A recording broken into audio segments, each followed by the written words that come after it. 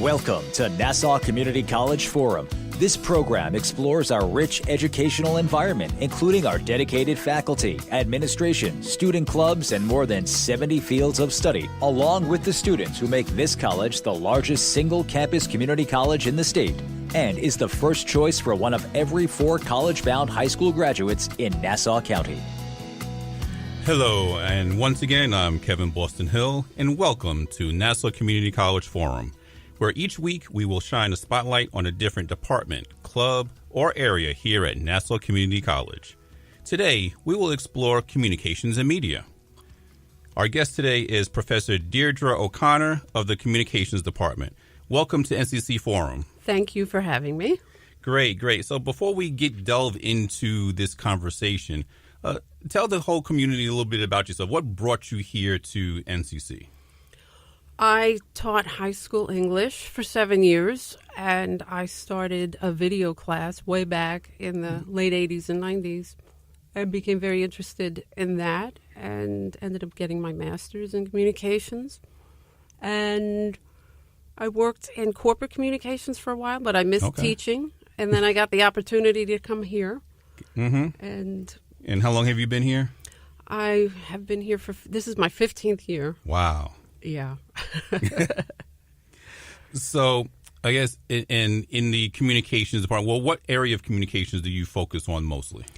I teach in the media program. Okay. I teach film history and film appreciation and the video field production class. So it's theory and also hands-on production. Okay, so talk to us a little bit about that. What's the typical semester like in field production?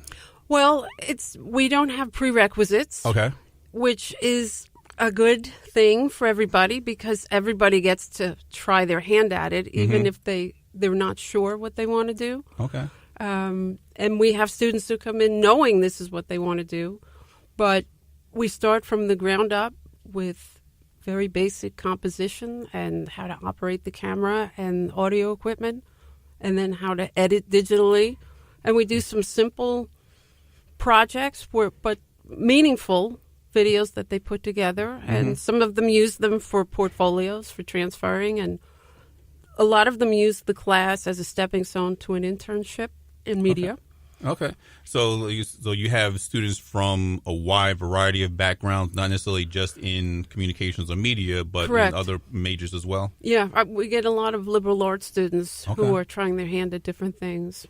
And that's what I like about the class. It's not just students who know this is what I want. Sometimes other kids fall in love with it and decide it's for them. Excellent. So let's see, over the course of your career especially, but and from the time that you initially got interested in media, how has media changed over the years? Well, I'm going to date and age myself, but that's all right. I'm probably right there with you. I learned on videotape, and even when I started here in 2004, the first class in production that I taught, the cameras I inherited were on tape, and they were editing, though, digitally with Apple iMovie. Right. And I had to learn to make that, I had to make that transition from analog to digital, as everybody our age had to do. Yeah, I remember I had worked at a TV station that no longer existed at this point, but I remember they had the big beta tapes. Okay, that's how far back I go. You just have to have an extension on your house for those tapes. Exactly. But I can appreciate how much you can do with digital editing, and I think kids nowadays, they take it for granted. They can't appreciate how hard it was before. They really do. It's like, we had to walk uphill in the snowstorm. Now we both sound 85, but but let's talk about that for a moment. As far as the digital editing piece of it, and how easy it is to manipulate the video nowadays. How do we manage that in this age of fake news? Well, because it is so easy to turn around a story that looks really polished and it sounds great. it's really kind of scary in that sense when you talk about journalism. And I always point that out with the projects that we do, because it focuses a lot on the technology and being able to put together a story technically as well as narratively. I say this is not researched journalism. They do a lot of opinion pieces. They go around and speak to people on campus, but we don't have the time to do the journalistic research, which would be part of another class. Right. But it's a good point about the fake news. and since it would be that aspect of it would be part of a different class, what kind of, I guess, opportunities are there, or do the students bring up opportunities perhaps to collaborate with other classes and when they come in and build projects? Well, we're trying something new at the end of this semester. I had some really good video interview projects that the students did that the TV studio production class is going to use in their news program. Okay. So they'll do an intro to it and then an outro to the field piece that my students did. Oh, nice. I would love for them to be able to take the broadcast journalism class first, and then take my class. But we don't have that kind of schedule, and the students don't have that schedule. So we're open for all of them. Okay. And I guess, are there opportunities for, I guess, what are the typical, if there is such a thing, the typical ages for students in the class? Are they just college age, or are they maybe high school age as well? Or I mean, the majority. Sometimes I get first semester freshmen right out of high school. The majority of them seem to be about 20, but there are always returning students. Right. And it adds so much to the younger students really learn a lot from them. Not just me, but, life experience is really important. And to have that variety in the classroom I love it when that happens. And this semester I happen to have 2 or 3. Okay. So it's working out really well. Great. Have any of your former students come back to visit your classes? They haven't come back, but I hear from them via email a lot. We have a couple of students right now at some really prestigious schools pursuing film degrees. Oh, good. And we've had students who have graduated and gotten jobs in the industry, and we bring them back. We do an alumni night. Okay. For the last many years, I don't know the exact number, in the spring, and they come and they talk about their careers to the students enrolled now. Great. That's great. So you are listening to Nassau Community College Forum on the voice of Nassau Community College, 90.3 WHPC. My name is Kevin Boston Hill, and our guest today is Professor Deirdre O'Connor of the Communications Department. So let me ask you this now. What are some of the other course offerings in communications or even in the media area? Well, we have the video field production class, and that's where they go out with portable equipment and come back and edit short video packages. And then there is the TV studio production class, which if you think of, the 6 o'clock news or Saturday Night Live, where it's all done right within a studio. We have a film production class where they actually shoot on 16 millimeter film and edit the film. We're one of the few programs left in the country that do that. And some students understand how special that is, and they jump at that chance. We have, as I mentioned, a broadcast journalism class, which is really more writing. And then we have film and radio production. That's funny. We're on the radio. I can't forget radio production. And then theory classes. We have intro to mass media, and then film history and film appreciation. And there is a documentary media class as well.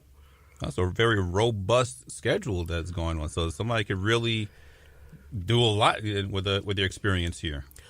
And the classes transfer to most schools, to all SUNY schools, and even to other private colleges. Because I hear from kids beyond SUNY schools. Okay. But I think we provide a great foundation.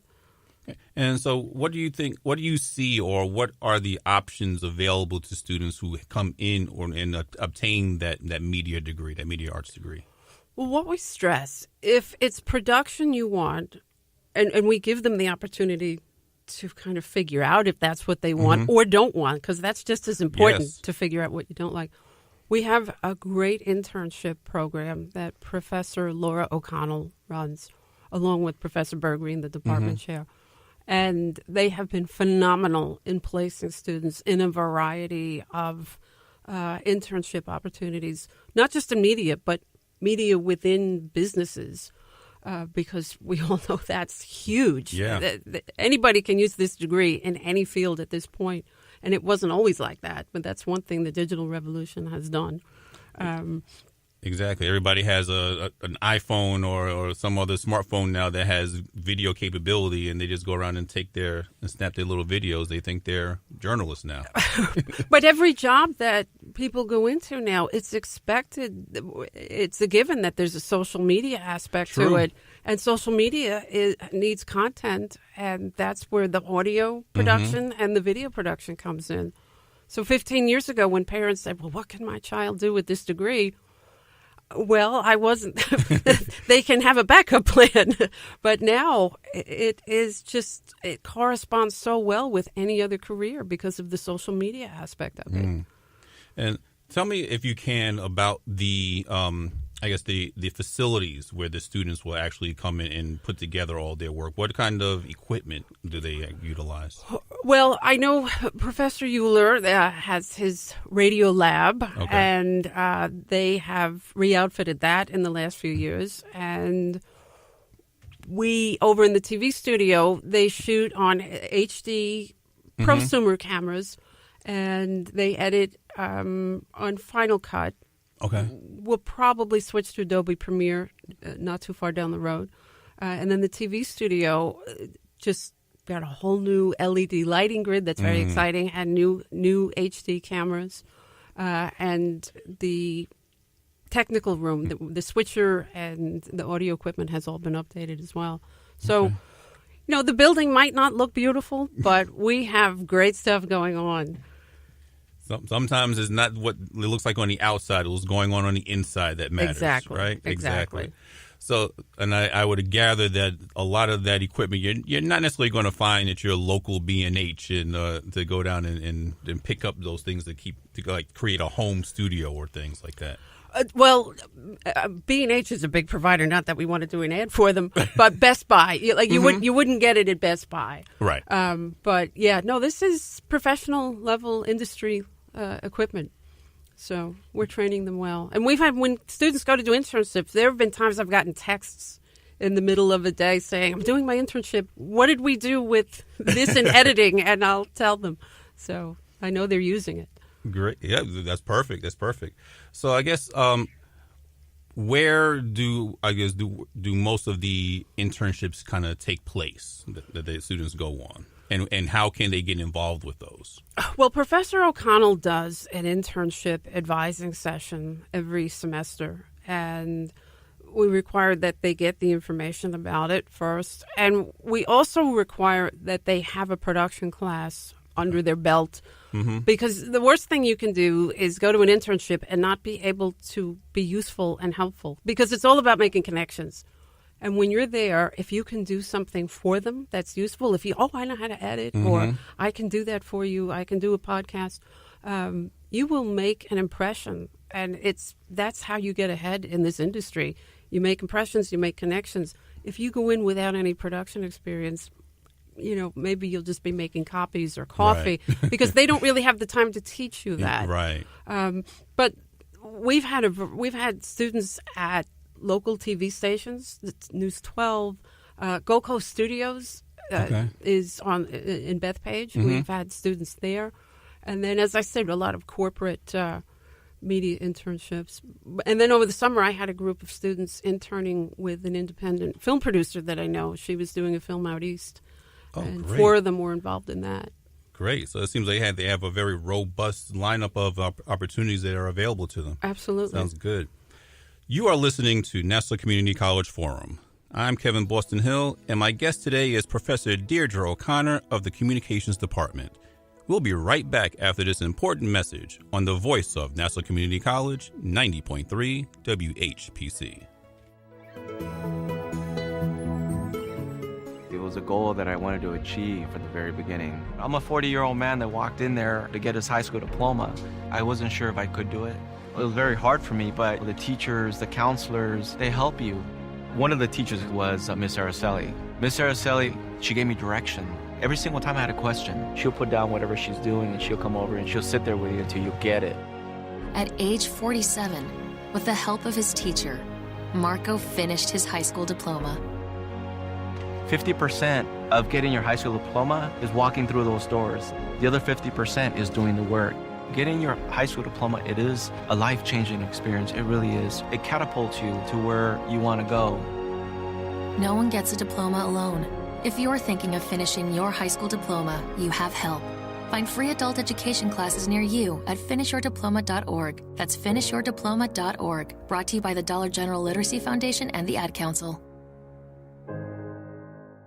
We now return to Nassau Community College Forum. Welcome back to Nassau Community College Forum on the voice of Nassau Community College, 90.3 WHPC. I am your host, Kevin Boston Hill, and our guest today is Professor Deirdre O'Connor of the Communications Department. Now, we left off with the opportunities that were available to your students for internships and those types of opportunities for them. But now I want to shift gears just a little bit and get into just what they can expect from or try to aspire to from professors like yourself. So talk a little bit about some of your background in media and the writing that you have done, the playwriting and so forth, because I understand you've been nominated for a few awards for your work, and you may have received a few for your work. So let's talk about that a little bit. Well, if you insist. I started out writing screenplays in the early 90s, and right out of the gate, I think I was lucky. The first one that I wrote was recognized, and it won a couple of national awards. And I actually got an agent and was out in L.A. for a little bit. And I kept at it. I wrote some more, and then I went back to corporate work, but I still kept writing. And I think in total I've written about 10 screenplays. Okay. But the last one that I wrote in this past year has won an award, and I am hoping in the next year to actually produce it and direct it. Okay. And maybe use some student interns from here. There you go. And I've also done video work in addition to writing. I've done a couple of short documentaries that have been featured at film festivals. Okay. And actually one that I did about the solar eclipse in 2017. It's called 30, I can never get this right. It's my own title too. 30% sun, 100% fun. And I interviewed kids at the beach at Robert Moses as the event was happening. And that's being featured at the Hamptons Documentary Film Festival this weekend, actually. Great. And I mean, I know you seem to be very humble about the experience, and rightfully so, but I think it's really important for the community to understand exactly who they have teaching their students, teaching their children. And so to have people who are professors in the area, experts in their field, but are still practicing, I think that's where the real key comes in. So you're not just getting the theory, you're also getting the true application of that theory, and so you're getting the best of both worlds from teachers like you, professors like you. So that's what I wanted to hit on. Oh, so thank you. And there were a few other videos I've done over the years, and I don't like to get political, but supporting a ban on military assault weapons. So I've had some success with that and recognition, but with that also comes a lot of opponents regarding it. Of course. But, you have to take all of it. But, that's right. But I'm very proud of that, and I always show them to my students and say, whatever your position is, if you can tell a story well and get your opinion out there, that is important. Exactly. So other than that that project with the Eclipse project of 2017, is there anything that you're working on currently? Well, the screenplay that I wrote, Right. So that is in pre-production right now. Okay. And, once Christmas break happens, I'll have some more time to devote to that. Of course. But that will take probably a year before I can actually hit the ground running with that. I'm quite sure of that. So would you, aside from this particular project, once it takes off, because I'm going to put it out there in the universe, once it does take off, and you think about perhaps bringing on some student interns, are there any other opportunities that students would have that you might point them in the direction to? You mean in general? Just in general. Mm-hmm. I always, one thing we all try to do as the faculty here is make students socially aware. And I try to get them to think about what is important to them and get them to make videos about that, even at the simplest level. If it's done well, people will pay attention to it. And even today in video class, 4 of them said they wanted to go to see the speaker from Parkland High School. Oh, okay. And I said, take the camera and go. And it was an important topic to them. And so that's a whole new project to work on. I just think that there are so many important issues that need to be put out there. And it gives their generation a voice. Yes. And if they can do it well, even better. That many more people will pay attention to it. You're absolutely right. Because I think one of the things that does kind of get lost and that some departments are working on now is preserving the history of Long Island. And I think this is a good way if students now realize and understand how to utilize the camera work. Right. They can preserve it in such a way that it will stand the test of time. And then their children and grandchildren will be able to benefit from the work that they're doing today.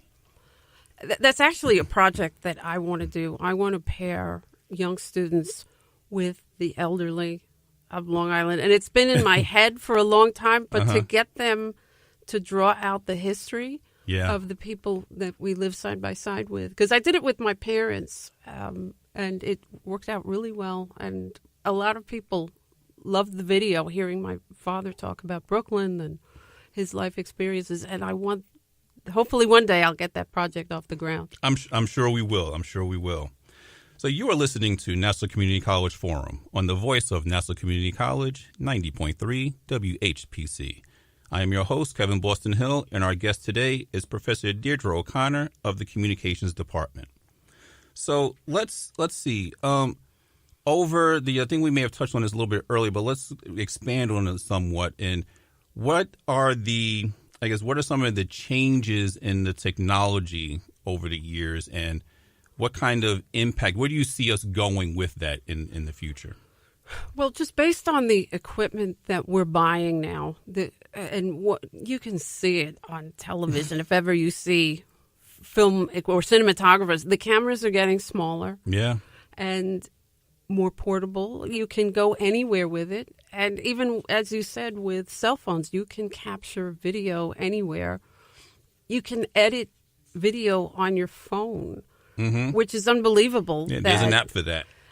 and it can create a decent-looking production so that you can do that just sitting at a desk and not really having to have a special computer or software.